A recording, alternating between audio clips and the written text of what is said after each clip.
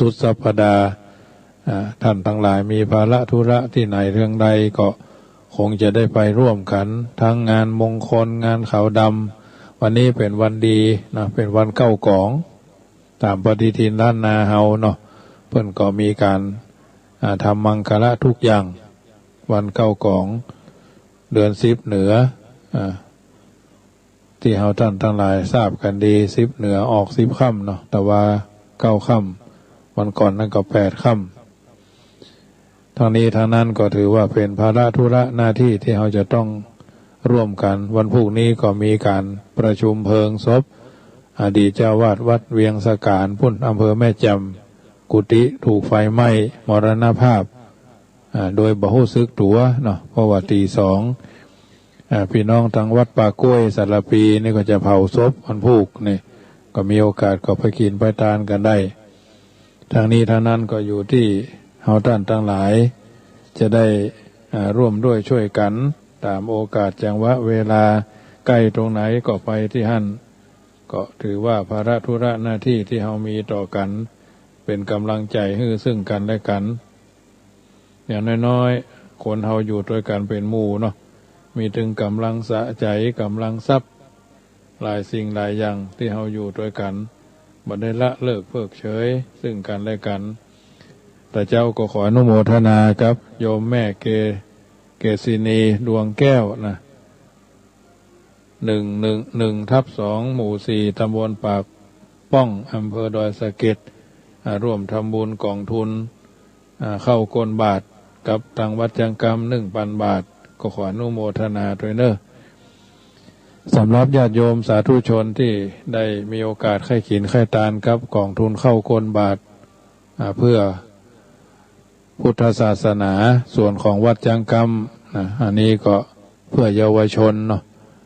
เพื่อประชาชนกองทุนเข้าก้นบาทเพื่อประชาชนนี่ก็มีกองทุนเพื่อว่าเพื่อประชาชนหมายความว่า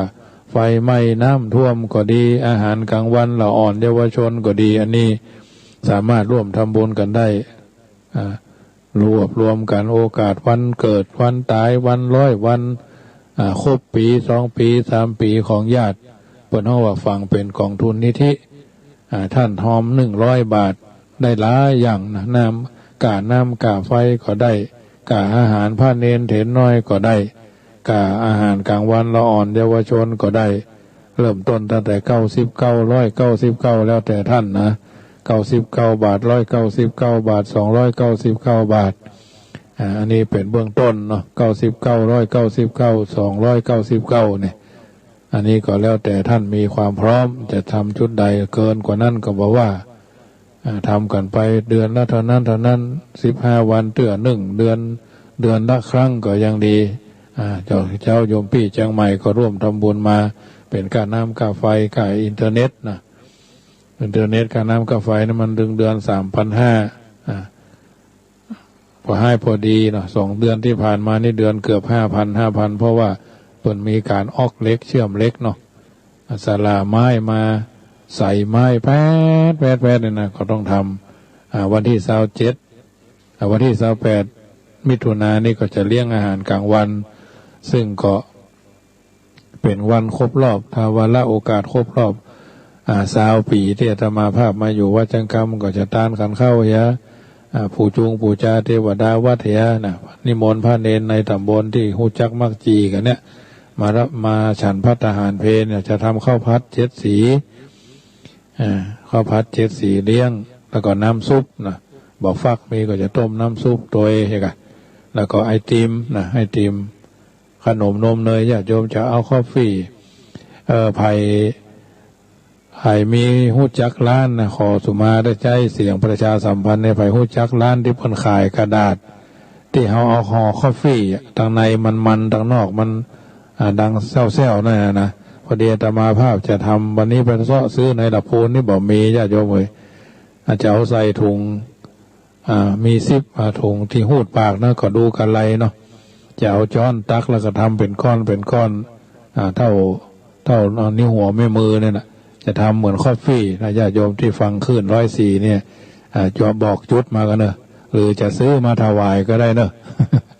จะ จะซื้อมาถวายก็ได้ถ้าฟังขึ้น104คณะนี้ทางเฟซก็ได้กระดาษที่เป็นห่อคอฟฟี่อย่าเอาไปทางไปทัศนศึกษาไปกรุงเทพเอาไปแว่แถวนครสวรรค์นี่นะมันจะมีกระดาษมันคล้ายๆกระดาษว่าวนะรู้สึกว่ามันจะมันทางในมันจะมันถ้าญาติโยมมีโอกาสก็บอกกันเนอะบอกจุดขายให้หน่อยหรือซื้อมาถวายก็ได้แล้วจะส่งปัจจัยไปถวายก็คือใครได้กระดาษที่เป็นเอาห่อนะห่อคอฟฟี่นะเอาจะม้วนเอามันดูหน้าโปรโมชั่นใหม่เนาะเอากระเตือกนี่เอาใส่เป็นเบลเลเบอะใส่ถุงเพิ่นโอ้ซื้อว่าเพิ่นบ่ค่อยมันกำเอาคนไปกำ2 กำมันเหมือนคือว่าก็กินได้นะแต่ว่าทำให้มันน่ากินน้อยวานเนาะแต่ก็เวลาทำนี่ก็ไม่ใช่ว่ายุบนะอาตมาภาพรับรองอย.บ่รับรองอาตมาภาพรับรองเนี่ยอย.ไม่รับรองอาตมาภาพรับรองเองไม่มีใช้มือนะเพราะว่าเราก็เคยไปเราสัมภาษณ์บางคนนี่เพิ่นใช้มือกวนเนาะใช้มือยุบสวามเขาก็ใส่ถุงมือที่เพิ่นที่เขานะอกเขาอกเรานะเพราะฉะนั้นนี่ถ้าไปฮู้จักร้านที่เพิ่นขายกระดาษนะบอกร้านก็ได้จะซื้อมาถวายก็ได้เนอะข้อจะห่อมันมีอยู่4 หม้อนะ4 หม้อเบอร์ใหญ่ๆนะจะเอาห่อไว้เป็นก้อนนะเอาย่อมฮื้อนี่ยังแขวนหน่อยหรือเอาใส่จะไทยใส่ถุง61ฮื้อเนาะ61แจกวันที่ไปตาลเตียนนะอันนี้มันดูน่ากินเลิศหรูเห็นน้อยนะหรูของกินของอย่างมันก็รู้สึกว่าจะใส่ห่อใส่ฮับก็ใส่ที่เพิ่นมัดเฮากิ๊กหัวกิ๊กได้เหมือนกระดาษที่เฮาอมคอฟฟี่แต่ก่อนภัยฮู้จักร้านกระดาษเนาะขอเมตตาบอกหน่อยเนอะจบรายการแล้วบอกก็ได้ว่างๆถ้ากึดได้ก็บอกที่0615476539ถ้าฮู้จักกันฮู้จักไลน์กันก็ส่งทางไลน์ก็ได้ว่าร้านท่านมีขายเนอะอาตมาภาพก็จะไปซื้อเนาะปุ้นจะไปวันที่11เดือนหน้านะจะไปอำเภอรอง3 วัดอำเภอวังชิ้น3 วัดนี่2 อำเภอนี่จังหวัดแพร่อำเภอรองนี่มีทุกเจ้าที่เคยเรียนปรริญญา5ด้วยกันท่านเป็นรองเจ้าคณะอำเภอแล้วก็นิมนต์วัดที่เพิ่นฐานะบ่ค่อยดีมาแถม2 วัดรวมเป็น3 วัด1 จุดอำเภอวังชิ้นก็เช่นเดียวกันลูกน้องของท่านเจ้าคณะอำเภอรองเจ้าคณะอำเภอรองเนี่ยเพิ่นไปเป็นเจ้าวาดแถวนั้นเพิ่นก็จะหาวัดแต่จะไปสำรวจแถวก่อนเนอะมันจะว่านับได้นับเพิ่นพอมันยังไม่แน่ใจนะด้วยความบริสุทธิ์ใจเฮาทำบุญแล้วคนนั่นพอเพิ่นเฮาว่าบ่เขาว่าบ่เต้าตาหันนะได้ยินเขาว่าบ่เต้าตาหันนะ10 ตาหันบ่เจ้ามือคำนะเพิ่นว่าอาตมาถือนโยบายเป้าหมายนี่บ่ใช่ว่าย่อยนะแต่ว่าละเอียดน้อยนะบ่ใช่ว่าย่อยแต่ว่าละเอียดน้อยนะบ่ใช่ว่าแหลกเหลวนะเพราะฉะนั้นอำเภอเถินแห่ม3 วัดรวมแล้วเป็น9 วัด10 วัดถึงวัดยังคำเพราะฉะนั้นในการนี้ก็พายจะร่วมทำบุญเป็นเจ้าภาพหลอดไฟเนาะ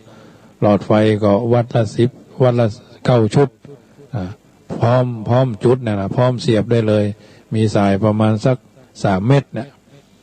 หรือไม่อาจจะมีสายประมาณสักเมตรเนี่ยเอาไว้ให้เพิ่นต่อได้ต่อสำเร็จไปเลยนะคือเพิ่นเอาไปถวายเอาไปต่อเรียบร้อยมาเดี๋ยวน้ำมันยังแขวนน้อยทันสมัยน้อย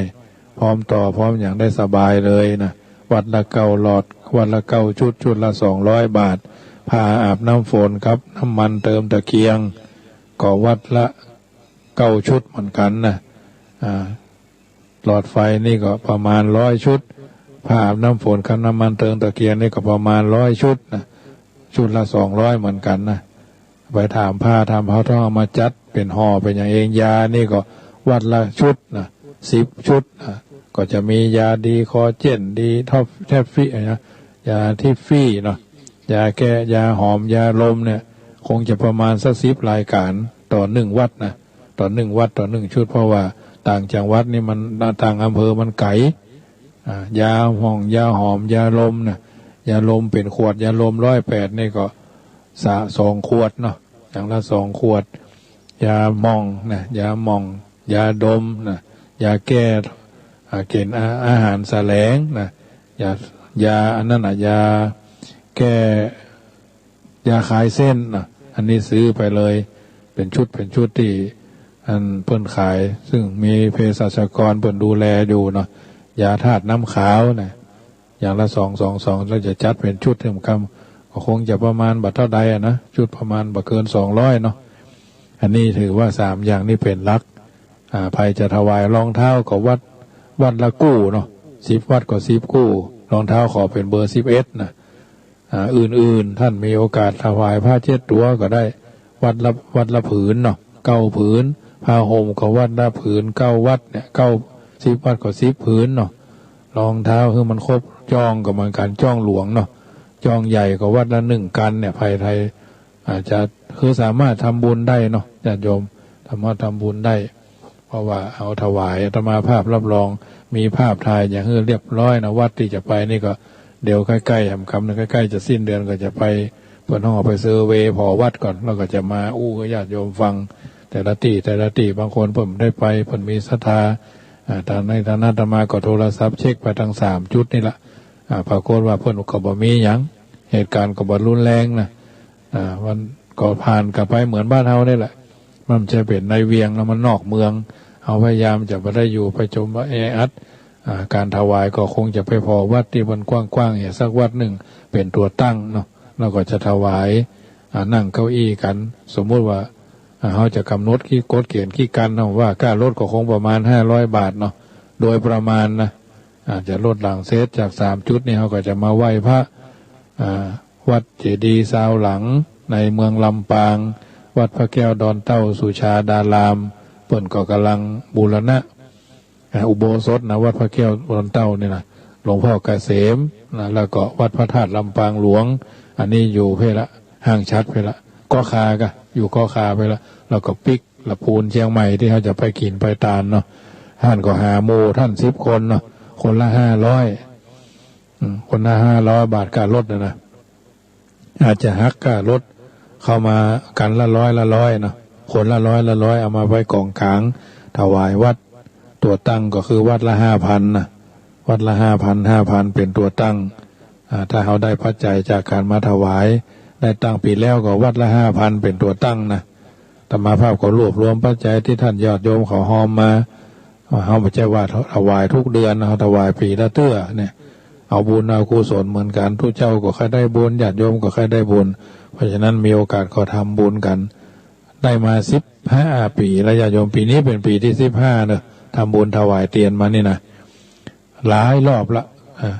ปีหน้าก็จะขึ้นไปทางอำเภอเงานะพดไปทางพะเยานะที่มันกันดารเขาจะไปซ้ำนะไปเดิมแต่ว่าไม่ซ้ำนะไปวนไปเสาะเอาวัดคนเดียวนะคือญาติโยมได้ไปกำไห้ชีวิตเขาบ่ได้ไปไหนนะมกมุนพุ่นคิดอยู่กับบ้านบางคนเลี้ยงลูกบ่พอต่อหลานบ่พอต่อเหลนได้ไปบุญไม่จำเป็นที่จะต้องเดินทางก็ได้สามารถอีแม่ไปบ่ได้ที่เตียงโยมแม่อุ้ยอุ่นนะถ้าฟังรายการนี้อยู่ได้รับปัจจัยแล้วเนอะจำนวน600 บาท600 บาทนี่ก็จะเอาเป็นกุฏิ3 ตารางเมตรนะตารางเมตรละ236เนาะกระดิ่งกระเดิงแถมเปิดก็ห้อมกันมาก็จะพยายามเพราะเขาจะปัจจัยจ่อฟ้าก็จ่อฟ้าเต็มแล้วก็ใบละกานี่ยังแถม20 ตัวเนอะตัวละ 4,500 บาทท่านจะพระหมู่พระฝูงลูกเต้าเราหลานอีพ่ออีแม่จะครบ100 วันเขาครบปีเอาช่วยกันเอาเป็นเจ้าฟ้าสักตัวเนาะการใบละกาหรือป้านลมเนี่ยตัวละ 4,500 บาทท่านมีเพื่อนเนาะญาติโยมท่านมีเพื่อนมีฝูงมีมิตรแก้วสหายคำเนาะท่านคนนั้นคนนี้เขาบอกค่อยจะทำบุญเขาก็บอกทางสวรรค์นึกเขากัน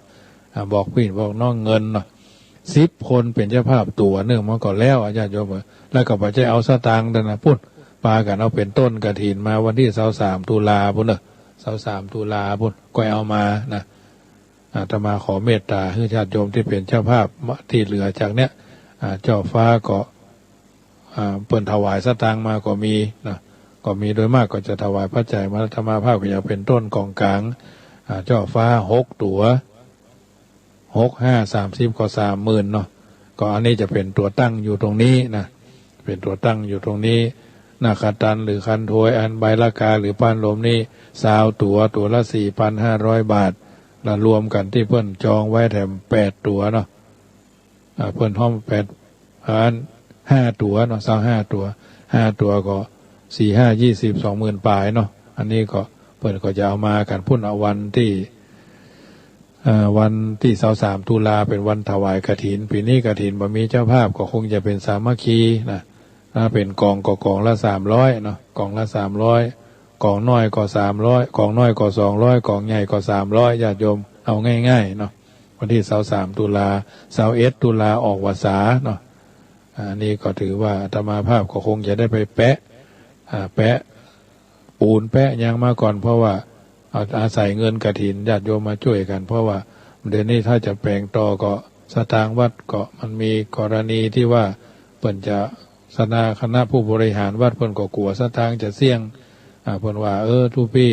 อันที่เหลือนั่นตั้งหน้าแงบหน้ามุกนะทุกพี่ก็เสาะหาสตางค์คนเดียวเตอะเนาะสตางค์อันนี้มันเป็นสตางค์โบสถ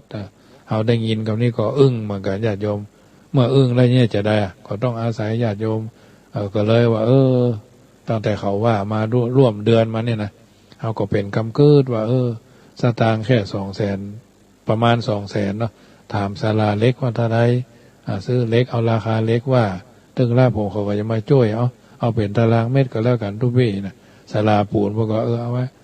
ทีว่าถึงเล็กถึงปูนถึงยางไม้นี่เพิ่นถวายอำเภอแม่ทาละอำเภอแม่ทานี่เพิ่นถวายไม้มา30 ต้นยังได้ไปแตงเด้ออันนี้อาศัยศาลาไม้เพื่อจะไปแตงเอาไปพอไม้กันอยู่ก็จะเอามาแปลงตั้งหน้าเมื่อคณะกรรมการผู้บริหารวัดนี้มันมี3คณะกรรมการเพิ่นทิ้งมาว่าถ้าทุกพี่จะต่อก็ทุกพี่เสาะหาสตางค์คนเดียวเรื่องเงินนี่เป็นเงินโบสถก็เลยว่าจะมันเถอะมันเป็นอย่างถ้าโยมอี้ก็มาเป็นอย่างเนาะอาตมาภาพก็จะทำก็เลยครูบาศรีวิจัยหรือเปิ้นตุกละเฮาเหล่านี้เฮามาแต่ก็เป็นอย่างคือว่าคงบ่ค่อยมีปัญหาเท่าใดนักก็ก้อยเป็นก้อยไปร้านศาลาเปิ้นที่เปิ้นเป็นขายเล็กขายหลาขายปูนขายทรายนะวันถ้าทุกเจ้าจะมาขอแปะเนี่ยพูดเดือนตุลาตอดกฐินแล้วโยมจะพอจะฮื้อได้ก็ได้กับทุกพี่สักเดือนเนี่ยอันก็ได้ถ้าฮู้อย่างอี้ว่าแปะเล็กถ้าได้เป็นอย่างและแต่ก่อนเพิ่นยังแปะกันเป็นล้านกันทุกพี่เนาะเอาก็ใจจุ่มขึ้นมาหน่อยก็นอนบ่าค่อยรับสนิทมา2-3 คืนมาเป็นคำคิดตุกหลวงนะไม่ใช่ตุกหลวงนะญาติโยมเพราะฉะนั้นปัจจัยก็มีพอจะมีอยู่นะแต่ว่าคณะกรรมการมัน3พอบ้านวิยาวัจกรเปิ่นก็กลัวเนาะเอาติงชาวบ้านจะเฮืออาตมาภาพไปเก็บศรัทธาชาวบ้านนี่มาอยู่ในดุลพินิจนะบ่ได้อยู่ในวิสัยทัศน์เพราะถ้าเขาจะหอมเขาถึงหอมเนาะอยู่ที่ไหนเขาบอกเคยสร้างความเดือดร้อนเป็นทุนหลวงมาวัดจังกำนี่ร่วมจะ20 ปีละถ้าจะหอมก็หอมบ่หอมก็บ่เป็นยังก่อยเป็นก่อยไป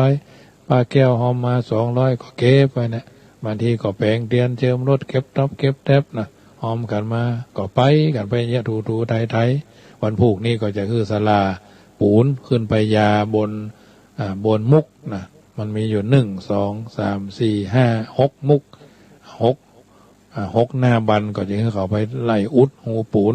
ก็จะจ้างเขาสัก3 ปันเนี่ยเขาก็จะมาอยู่วันผูกวันนี้เขาขอพักอยู่วันศาลาไม้นั่นนะไม้กระปูนมันตัวก็เขาจะขึ้นไปยาชั้นบนตั้งในเนาะตั้งในเทิงบนเทิงวันผูกนี่ก็พอดีก็ญาติโยมเพิ่นถวายสตางค์มาคนละเล็กคนละน้อยก็เก็บหอมไว้เนี่ย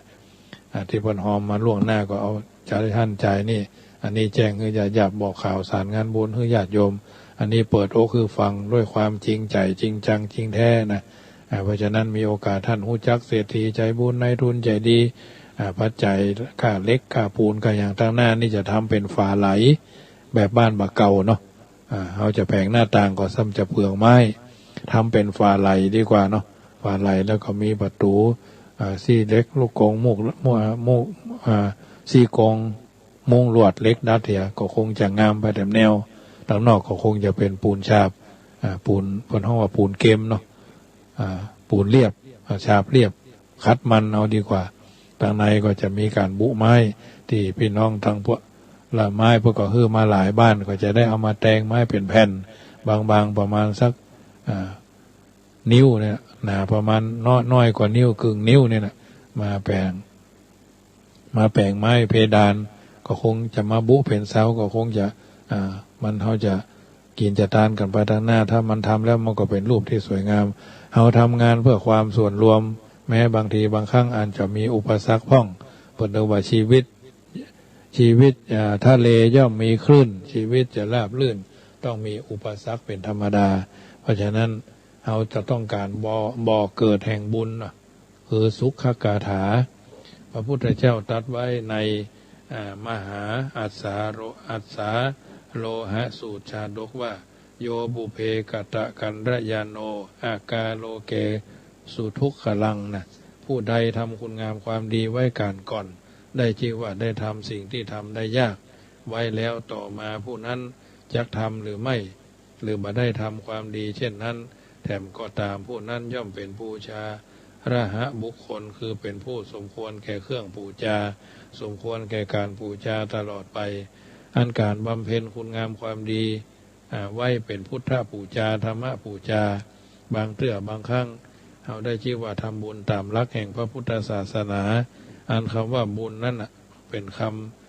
คำเรียกรวมนะการทำความดีเป็นเครื่องมือในการกำจัดกิเลสมารให้หมดไป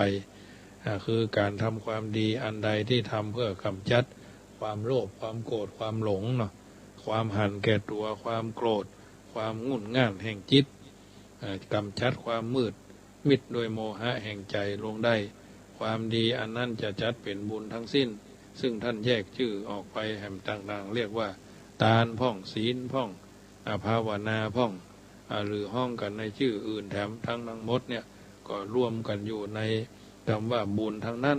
อันบุญนี่แหละเป็นสิ่งที่สมเด็จพระสัมมาสัมพุทธเจ้าทรงกำชับแนะนำไว้คือบำเพ็ญไว้นักๆเนี่ยทำคือบ่อยๆเข้านะบุญเนี่ยคือทำนักๆทำบ่อยๆบุญอย่างใดก็ได้มันมีถึง10อย่างบุญกิริยาวัตถุบุญทางกายก็ได้เพียวหญ้าเพียวโกงล้างห้องน้ำห้องส้วมเนี่ยอาญาตมาทำถึงวันเนี่ย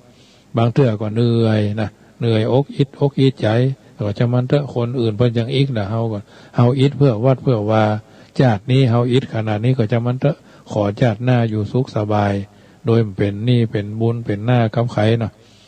เพราะฉะนั้นอยู่ท่ามกลางของปากคนนี่ซ้ำให้ญาติโยมเอาเป็นผู้นำระดับวัดเนี่ยเพียวไปอย่างว่าเพียวตัดหญ้าตัดโกงติดธงติดอย่างทุกพี่ยิ่งงานเนี่ยครับเนาะจะป้อยหลวงธรรมกะตาเสร็จแล้วก็จะป้อยหลวงธรรมกะมันต้องมีเราปากคนนี่นะเป็นเรื่องธรรมชาติก็ไม่ได้ว่าเอาไปก็ถ้าจะยะอันนะกะฮะก็จบอย่างคนอาตมาภาพถือคติคือญาติโยมนะว่าญาติโยมหลายคนฟังว่าบ่ฆ่าลูกน้องบ่ฟ้องเจ้านายบ่ขายหมู่เดียวกันกินนะเพราะฉะนั้นรถส่วนตัวก็ไปจะหามีนะอยู่ที่วัดจังกรรมเนี่ยนะบัดคิดจะมีเลยถ้าไผ่คนใดใครจะถวายก็ถวายเถอะแต่ต้องเอามาเป็นชื่ออาตมาเอาเป็นชื่อวัดว่าถึงวันนี้จะไปไหนนะบอกตรงๆเริ่มต้น300นะต่อไปงานที่2ก็400นะต่อไปงานที่3ก็500ขึ้นไปเรื่อยๆไปนอนแฮมแก้มมือก่อนขึ้นไปตามนั้นนะไผ่ต่อห้องไผ่ก็ได้นะเมื่อคืนตันเมื่อวันได้ที่เขาว่างนะเอาว่าไปไหนบางคนเนี่ยคนขับรถกับตู้เจ้าคนขับรถกับตู้เจ้าในเรื่องจักมักจะมีปัญหาคือเพิ่นถูกบางทีไปวันค่ำคือเพิ่น200แม่นรถเฮาก็จริงอยู่ค่าครองชีพขั้นต่ำก็300นะอาตมาภาพไปไหนสบายห้องได้หมดไปก็ไปได้สมมติว่าอาตมาภาพจะไปบ้านโยมพี่เชียงใหม่นะไปที่เดียวเฮาก็300แล้วเนี่ยน้ำมันเฮาแถมตาหักน้ำมันเพิ่นเฮาว่าโดนตึงขึ้นตึงต้นตึงดอกในเวลาไปเริ่มต้น300ไปละคนครับแต่ละคนก็ยังใช้รถมาเป็น10กันละบางคนนี่มาใหม่ๆก็ดีอยู่นะคนขับรถนี่นะครูบาอาจารย์เหมือนกันเพราะใหม่ๆก็ดีอยู่เอาไว้เอามาบางทีของในสังฆทานเนี่ยอาตมาภาพตั้งข้อสังเกตว่าคนขับรถนี่นะแต่ละคนเนี่ยนะถ่ายรูปสังฆทานไว้อย่าเอาไปเทศงานท่านนั้นนี่เนาะสังฆทานมันมีหลายอย่างสัพพะสัพเพะเป็นของแห้งนะเป็นของใจเนี่ยนะสบู่ยาสีฟันน้ำมันพืชอย่างเนี้ยเครื่องปรุงอาหารเขาถ่ายรูปไว้เรียบร้อยเวลามาถึงวัดเนี่ยเขาลองเช็คพอมันจะมีนะบางทีก็หายก็ไม่ได้ว่าคนผู้ใดฝ่ายผู้หนึ่งนะอันนี้ฟังเพราะฉะนั้นครูบาอาจารย์ที่ฟังรายการนี้ลองเอาไปเป็นข้อเปรียบเทียบธรรมาภาพนี่เป็นคนที่ตั้งข้อสังเกตนะตั้งเป็นประเด็นตั้งเป็นปัญหาอยู่เรื่อยๆไม่ใช่สร้างปัญหานะตั้งปัญหาถามตัวเองตอบเองว่ามันเป็นยี่ บางเถื่อเขาเอาไอ้กินข้าวหรือยังมันได้กินเถื่อผมกินมาได้เฮาเผลอเนี่ยเอาใส่ถุงใส่รถไปละอีกก็มีนะญาติโยมคนขับรถนี่แหละมันต้องไปว่าไปบางทีผมขอเบิกล่วงหน้าไปก่อนแล้วก็จะหาทางซ้ายเขานะบ่ซ้ายเขาก็ถึงว่าคือว่าเขาเป็นหนี้เขานะเขาต้องอดนะอดเปรี้ยวกินหวานอดสารได้ซ่าอย่างเป็นเจ้าอาวาสก็เหมือนกันไม่ใช่ว่าเรื่องราบรื่นไปอย่ากู้เรื่องนะอย่างอาตมาภาพอยู่วัดจังคำนะเป็นมีศรัทธา3 หมู่บ้านนะบ้านพระบาทหมู่ 6บ้านป่ามุ่นหมู่ 7บ้านพอหินหมู่ 9เนี่ยนะถ้าเขาตั้งใจสนใจตั้งใจจะช่วยแท้นะกุฏินี่อยู่อย่างวังละถึง3 หมู่บ้านเลย700 กว่าหลังคาเนี่ยนะก็ยังไม่ได้ว่าปีนี้ถ้าเขาบ่แปลงก็คงจะหาเจ้าวาดใหม่แล้วว่านะของในที่สุดเขาจะยอมอาตมาภาพเป็นคนแบบเรียบๆง่ายๆอยู่ง่ายกินง่ายแต่ไม่มักง่ายนะมีเรื่องอย่างเขาบอกกันตรงๆบ่ต้องไปเล่าแล้วมันมีปัญหามันเป็นเดือดเป็นดังนะอยู่นี่รถก็บ่มีจ้างเขาเอาไปไหนก็จ้างสบายใจเวลาไปก็คือไปแล้วก็ต้องตรงเวลาถ้าคิดว่าเล่าหั่นเล่านี่ได้ยินข่าวก็ต้องเปลี่ยนเลยนะเปลี่ยนคนขับไปเลยเปลี่ยนรถไปเลยมันเป็นอย่างรถไปเลอะที่จะไปถามกันก่อนถ้าสบายใจก็อย่างอันอย่างอี้ก็บางคนนี่ยังหือผมหน่อยก็มีนะบางคนก็ย่อมว่าเฮาหืออีถูกก็ถ้าได้ก็ได้เฮาก็หือตามสมควรนะไม่ใช่ว่านับได้นับหือบางทีบางครั้งถ้าไปในงานนั่นงานนี้สมมติได้เพิ่นถวายมา1,500เนี่ยบางทีก็อยู่ตัวอำเภอไก่นะบางอำเภอเพิ่นก็ไปยาหม้อน้อยที่เอาไปเทศนี่นะถ้าบางที่บางครั้งแล้วเขาแกะซองพอได้อย่าปันป่ายนะได้อย่า1,500นี่นะซ้อมแน่ก็เป็นเอาบุญจะมันต้องเอาบุญเหลือกับบุญเอาบุญสบายใจบุญคือความสบายใจบางทีบางครั้งนี่ก็เป็นเรื่องที่การน้ำกับไฟเปิดมาเก็บอันเก็บนี่ก็จ่ายผ้าเนนตายในตำบลในอำเภอก็จ่ายศพละ500เนี่ยเปิดไฟไหม้น้ำท่วมของเงินอปตหรอกนอกนั้นเป็นไงแต่ยังน้ำบาดจ่ายก็เดือนละ10,000ตีไปเถอะได้อยู่มาเมินละร่วม20 ปีนี่นะมาได้เก็บเงินวัดบางเตื่อวายาวัจกรบอกเขาเปิดเอามาฮื้อก็เอาเปิดมาฮื้อก็เอานะบางเตื่อบางครั้งนี่ก็ไม่อยากจะมีปัญหาก็ไผ่เนาะเอาไปเจ้มาเก็บหอมรอมริบแม้กระทั่งสรีระร่างสังขารก็อุทิศไปแล้วสบายใจดีอุทิศไปก็สบายใจ7 วันเขาถึงเอาไปละเป็นอาจารย์ใหญ่นะจยนะต้องโดยขี่นกหัสดูลิงหัสดีลิงอย่างก็เปิดเอามาอย่างใดเขาก็ไปอย่างนั้นเอามาก็รถโดยสารมาส่งเขาโดยซ้ำไปมาอยู่วัดจังก้ำนี่นะอันนี้คือฟังเป็นความจริงเนอะญาติโยมหนังสือที่อาตมาภาพจะพิมพ์ครบรอบ60 ปีนั่นแหม3 ปีเนี่ยจะเก็บหอมรอมริบร้อยเรียงถ้อยบทความเอาไว้ในหันหมดศรัทธาเขามาประชุมเขามาว่าอย่างเขามาโจทนาอย่างนะรับรองจะเก็บเรียบนะไว้เป็นตัวอย่างแม้ก่อนจะล้มหายตายจากไปสู่ปรโลกภายหน้านี่นะวันที่เพิ่นเอาศพไป7 วันเนาะเพิ่นเตรียมตัวก่อนตายไว้แล้วนะญาติโยมมันถึงตายเขาเตรียมไว้มันสบายพุทธเจ้าเพิ่นถึงบอกว่าอย่าประมาทหรอกวันเวลาผ่านไปไม่ใช่เรื่องที่เอาตั้งหลายจะต้องประมาทเลินเล่อนะเพราะฉะนั้นเป็นเรื่องที่มันต้องไปคิดอะไรอย่างมากมายคิดว่าวันพุธเขาหายใจได้ก็เขามีลมหายใจก็พอละทำวันนี้คือดีว่าต้องรอฟ้าจักสดใสห่วงและกำลังใจอยู่ที่ตัวเฮานี่แหละเฮาบ่ฮื้อกำลังใจเฮาห่มกตัญญูต่อตัวต่อกายต่อวาจาต่อจิตใจต่อสรีระร่างสังขารเหนื่อยก็พักหิวก็ดื่มกระหายก็ดื่มหิวก็รับประทานเนี่ยทำวันนี้แต่ละวันทำพินัยกรรมไว้เหียทำบทส่งท้ายชีวิตเฮาเหียมันถึงเริ่มทำได้แล้วนะ50 ปีนี่นับลงแล้วอาตมาภาพก็นับลงได้7 ปีแล้ว51 ถึง 57มันถึงตายมันก็หมดจะตายเมื่อใดแค่นั้นเองถึงวันนี้ปรารถนาว่าถ้าจ่ายขอคือตายอย่างดีๆอวัยวะครบถ้วนขบวนความบ่ต้องไปนั่งใส่ยางนอนกินข้าวหยอดน้ำเกลือติ้งมันเป็นเรื่องนะญาติโยมเพราะฉะนั้นค่ำคืนวันนี้ธรรมภาพพิจารณาถึงการพิจารณาลานาสาระจะไปกินจะไปทานไปจะร่วมทำบุญเลี้ยงอาหารกลางวันที่28 เดือนมิถุนาก็แจ้งความประสงค์ได้เนอะ ขนมนมเนยขนมครบเคี้ยวหรือก่อนสั่งลารายการว่าถ้าไปฮู้จักที่เพิ่นขายกระดาษที่เพิ่นห่อคอฟฟี่เนาะในเมืองเชียงใหม่โยมพ่อโยมแม่โยมพี่โยมป้าโยมอาวฟังคืนนี้ก็ขอเมตตาช่วยสอบถามเพื่อกำเนิดแล้วก็โทรศัพท์มาบอกว่าเพิ่นขายตรงนั้นอาตมาภาพถ้ามันบัดนักหนาสากันก็ส่งมาให้อาตมาส่งปัจจัยไปซื้อก็ได้เนอะด้านไหนต้องการเพราะบะม่วงมันมีจำนวนนักจะให้ชาวบ้านเพิ่นเอาไปช่วยกันแปลงเอาจ้อนตักเป็นก